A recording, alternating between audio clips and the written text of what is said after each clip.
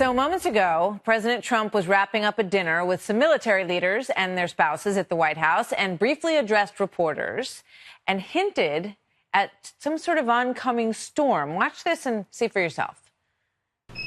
You guys know what this represents? Well, maybe it's the calm before the storm.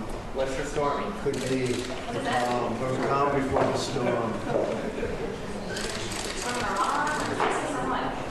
What storm is We have the world's great military people in this room, I will tell you that. And we're going to have a great evening. Thank you all for coming. Thank you. What storm, Mr. President? You'll find out. Give us a hint on your answers. Thank you, everybody.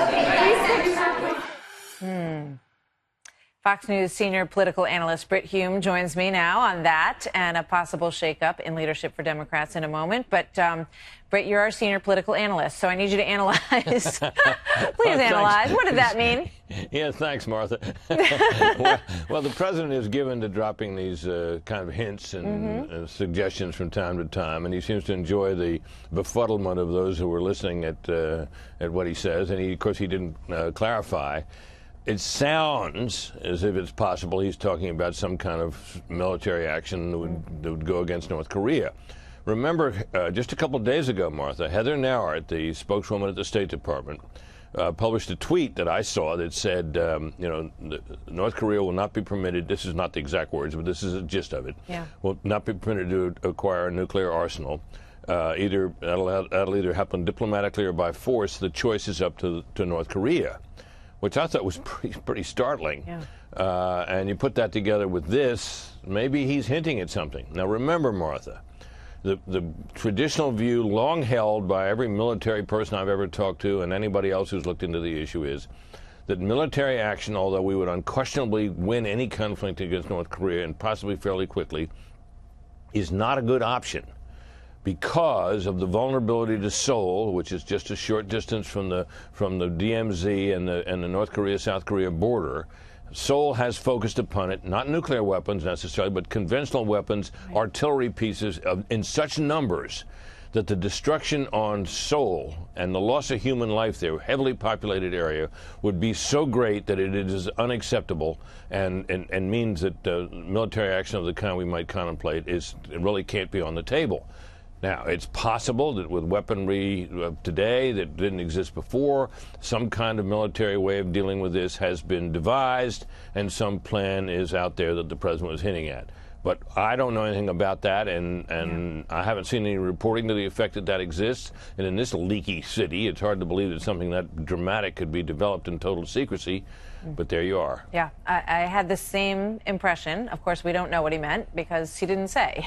But he's standing there with military leaders and sort of dropping something like that. North Korea is the first thing that comes to mind. The only other subtext that I thought about was, some sort of shakeup on his staff, whether it be, at the Secretary of State position. I mean, there's been so much flying around with General. Why would you link that, though, to a comment about, the power of our military? My first pick would be North Korea. Who knows? Who knows? Who knows is right. Doesn't he love to keep us guessing? And he loves to keep us guessing, exactly. I want to play a little soundbite over on the Democratic side from Representative Sanchez talking about the leadership and get your thoughts on it. Let's play that. I don't want to single her out. I think that there are Steny Hoyer, Jim Clyburn, all three of them, perhaps? I think that it's time to pass the torch to a new generation. They all of the same generation. And again, their contributions to the Congress and to the caucus are substantial. But I think there comes a time when you need to pass that torch, and I think it's time. Need a quick answer here if you can, Britt, but what do you think? Well, if you look at the electoral wreckage that the Democrats have experienced in recent elections in the House, the Senate, the governorships, and now the presidency, it's completely understandable. Indeed, it seems almost inevitable that people would be looking around casting about for new leaders. And the senior leaders of the Democratic Party are pretty old. Nancy Pelosi's way up in her 70s, and their president, Joe Biden, who's still thinking about president, is old. Yep. Hillary Clinton is old. So it's probably on their minds, although I'm sure she's backed off by now. Britt, thank you very much. We will see what the storm is all about. Thanks for being here. Quick break, and we will be right back.